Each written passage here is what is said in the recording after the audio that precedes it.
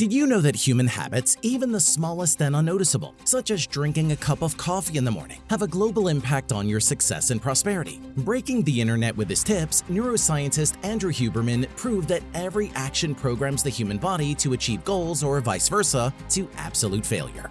Imagine that the very unique algorithm of action is available to you, which brings human capabilities to a whole new level. No need to go far, Andrew Huberman has shared this algorithm, and today you will learn about it too. In just one day after watching this video, you are going to learn how to unlock your full potential and use it to the maximum. Watch till the end. This is the main channel on finance. Hit the subscribe button and get on the path to wealth with us.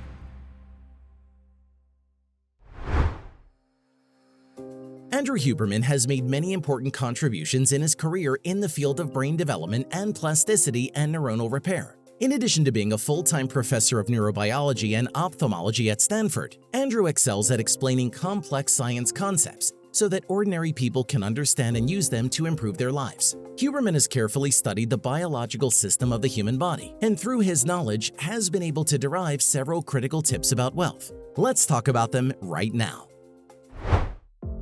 Success begins in the morning. Go outside for 10 to 30 minutes as early as possible after waking up. Bright light, ideally natural, sunny light, triggers a consistent release of hormones in your body. So, the release of cortisol, which occurs immediately, will promote wakefulness and concentration.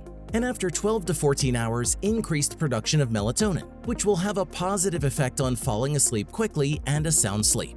Going for a short morning walk, do not worry if the sun is hidden behind clouds, as you will get the necessary light energy anyway. The sunlight doesn't have to necessarily hit directly in the eyes. However, you should not wear sunglasses either.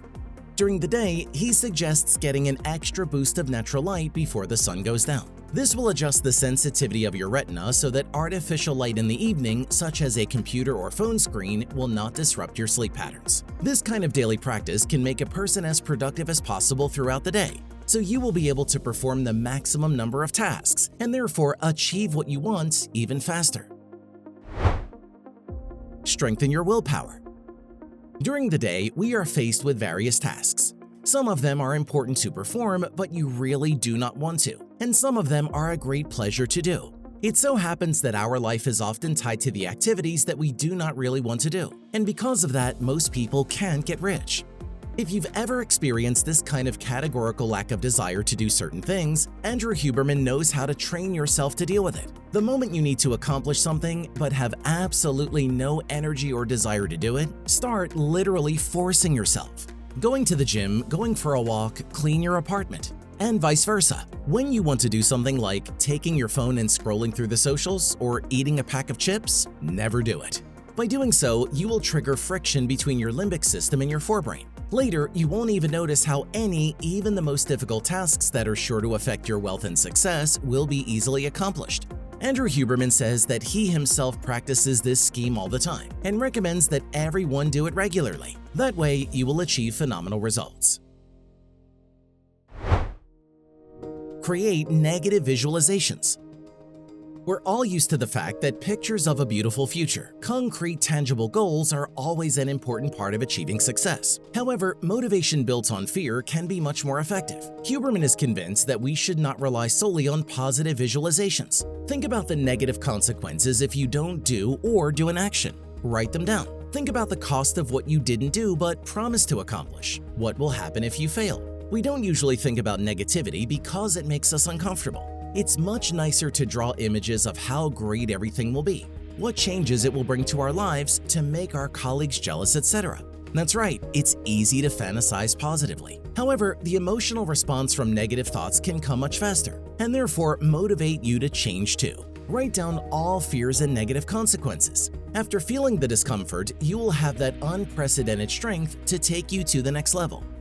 Let's all write down our fears together now and show that we are not afraid of them, but rather ready to overcome them.